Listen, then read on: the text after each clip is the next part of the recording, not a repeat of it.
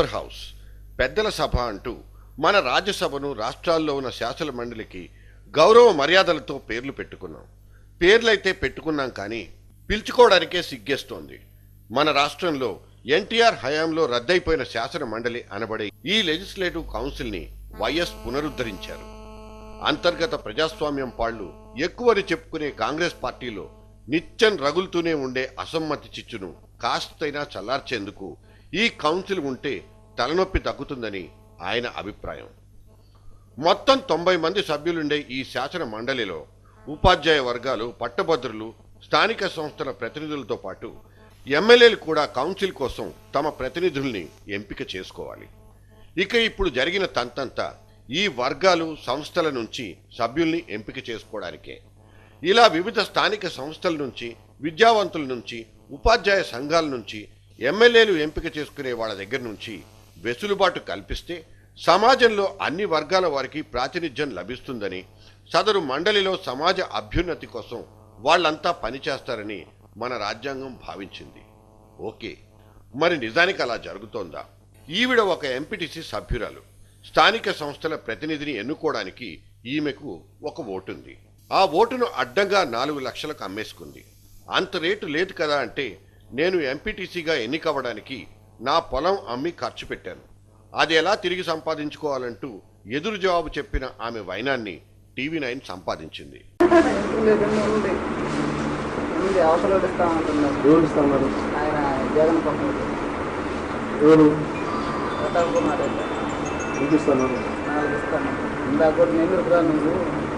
Phone చేసి రాని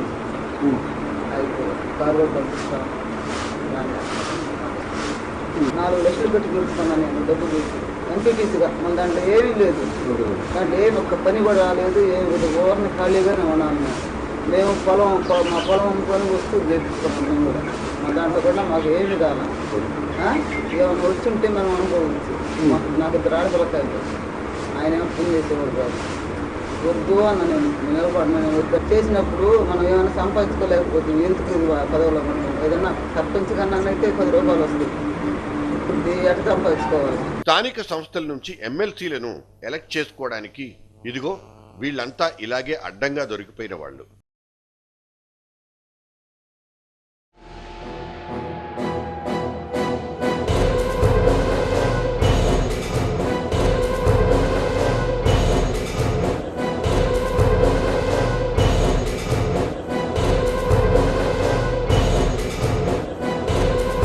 ఇది ప్రజాస్వామ్యం ముసుగులో మనల్ని మనం నడిపించుకుంటున్న విధానం. ఇక వీళ్లకు డబ్బిచ్చి గెలిచొచ్చిన గౌరవ ఎమ్మెల్సీలకు హైదరాబాద్లో కూర్చుని ఎటువంటి నిర్వాకాలు చేస్తారో వేరే చెప్పక్కర్లేదు. ఘనమైన మన స్థానిక సంస్థల ప్రతినిధుల ఎంపికలో మన వాళ్ళు చివరాఖరికి మందు విందుల జల్సాలతో పాటు రికార్డింగ్ డాన్సులతో చిందులేసిన దౌర్భాగ్యపు దృశ్యాలివి. టీవీ9 సంపాదించిన ఈ దృశ్యాల్లో కాస్త చీకటి పాళ్లు ఎక్కువే ఉన్నా మన ప్రజాస్వామ్యం అడ్డంగా కూని చేయబడుతోందని చెప్పడానికి కావలసిన సజీవ సాక్ష్యాలివి.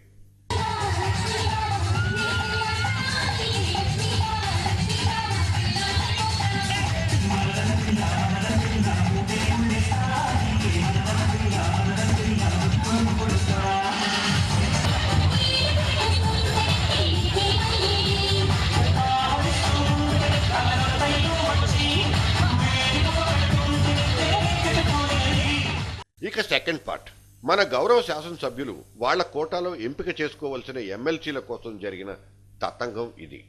క్యాంపు రాజకీయాలు, కరెన్సీ ట్రాన్స్ఫర్లు, క్రాస్ ఓటింగ్లు వెరసి ఎమ్మెల్సీల ఎలక్షన్ ఖతమయ్యింది. 125 ఏళ్ల ఘన చరిత్ర ఉందని చెప్పుకుంటున్న కాంగ్రెస్ సంస్కృతి ఈ ఎన్నికల్లోనూ వింత పోకడలు పోయింది. ఎలక్షన్ టైంలోనూ కొత్త ఒరవడికి నాంది పలుకుతోంది. ఇంతవరకు అధికార పక్షానికి ప్రతిపక్షానికి మాత్రమే మధ్య పోటీ జరిగితే ఇప్పుడు ఇందుకు విరుద్ధంగా కాంగ్రెస్ వాళ్లే ఒకళ్ల మీద ఇంకొకళ్ళు పోటీ పడుతున్నారు. ఆశ్చర్యంగా ప్రతిపక్షమైన తెలుగుదేశంతోనూ ఎమ్మెల్సీ ఎన్నికల్లో కాంగ్రెస్ జతకట్టింది. చీలిపోయిన జగన్ వర్గం, అధికార పక్షంలో అసమ్మతి వర్గం ఎవరికి వాళ్ళు ఈ ఎలక్షన్స్ లో గెలుపు కోసం రకరకాల దారులు వెతుక్కున్నారు. ఎమ్మెల్సీ ఎన్నికల రాజకీయాలు క్యాష్ బ్యాగ్స్ తో మహారంజుగా సాగాయి. స్థానికల ఎమ్మెల్సీ పోరులో కాంగ్రెస్ వర్సెస్ కాంగ్రెసే పోటీ. స్థానిక కోటా కింద శాసన మండలిలో 9 సీట్లకు జరిగిన పోలింగ్లో ఈ వ్యవహారాలన్నీ పత్రికలకెక్కి పాఠకులకు, టీవీలకెక్కి అటు వీక్షకులకు ఆశ్చర్యాన్ని, వినోదాన్ని కలిగించాయి. జనాల్ని ఆలోచనలో పడేశాయి. చిత్తూరు జిల్లాలో కాంగ్రెస్ ఎంపీటీసీ వెంగళరావు 50,000 క్యాష్తో పోలింగ్ కేంద్రం దగ్గర పట్టుబడ్డాడంటే మనీ ప్రాబల్యం బాహాటంగానే బయటపడింది. అనంతపురం జిల్లాలో చాలామంది ఓటర్లు టీడీపీ అభ్యర్థికే ఓటు వేశారని, కడప జిల్లాలో అధికార పార్టీ అభ్యర్థికి జగన్ వర్గానికి మధ్య పోరు ఉత్కంఠభరితంగా మారిందని చెప్తున్నారు. రాజకీయాల్లో పార్టీలు, వాటి వ్యూహాలు, ఎత్తులు పై ఎత్తులు మహామహా జిమ్మిక్స్నే తలపిస్తాయి. గెలుపే లక్ష్యంగా సాగే డబ్బు, మద్యం పంపిణీ ఇక్కడ సర్వసాధారణమై అడ్డు అదుపు లేకుండా విచ్చలవిడిగా సాగిన ఈ కౌన్సిల్ ఎలక్షన్స్ మన ప్రజాస్వామ్యం ఏ స్థాయిలో గిలగిల్లాడుతూ మరణశయ్య మీద గింజుకుంటోందో ఆవిష్కరించబడింది. ఒక పెద్దల సభలో ఎటువంటి పెద్దలున్నారో చూస్తుంటే కడుపు తరుక్కుపోతోంది. మామూలు ఎన్నికల్లో డబ్బు పోషిస్తున్న పాత్రను నియంత్రించాలనే ఎలక్షన్ కమిషన్ ఇప్పుడు ఈ నిర్వాకాలన్నీ చూసి ఏ సమాధానాలు, సంజాయిషీలు చెప్పుకుంటుందో.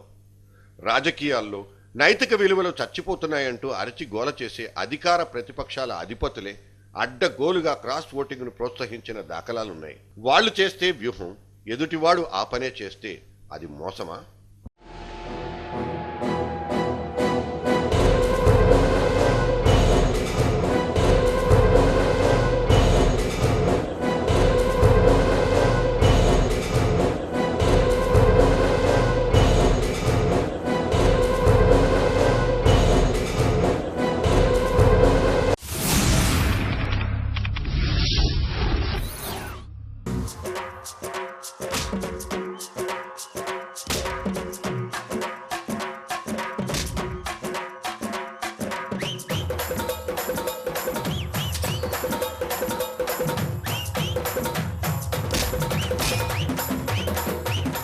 తీన్మార్ డప్పు మోగకముందే ఆపమంటూ హుకుం జారీ చేసిన తెలంగాణ వాదులకు పవన్ కళ్యాణ్ గురించి ఒక విషయం చెప్పాలనుంది. పోయినసారి ఆయన కొమరం పులి సినిమా టైటిల్ నుంచి కొమరం తొలగించమని హెచ్చరించారు. చివరకు ఆ పేరు తీసేసి సినిమా విడుదల చేశారు.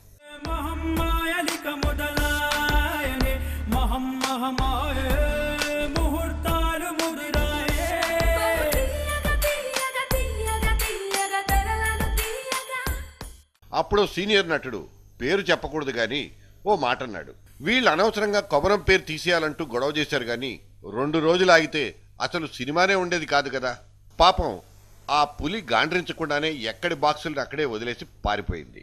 ఇప్పుడు పవన్తో పాటు సీనియర్ హీరోలందరూ తమ బ్యాడ్ టైం నుంచి బయటపడడానికి తెగ కష్టపడిపోతున్నారు. ఒక విషయం అర్థం కాదు, ఈ ప్రొడ్యూసర్లందరూ కావాలని వివాదాల్లోకి దూరిపోతారు ఎందుకో.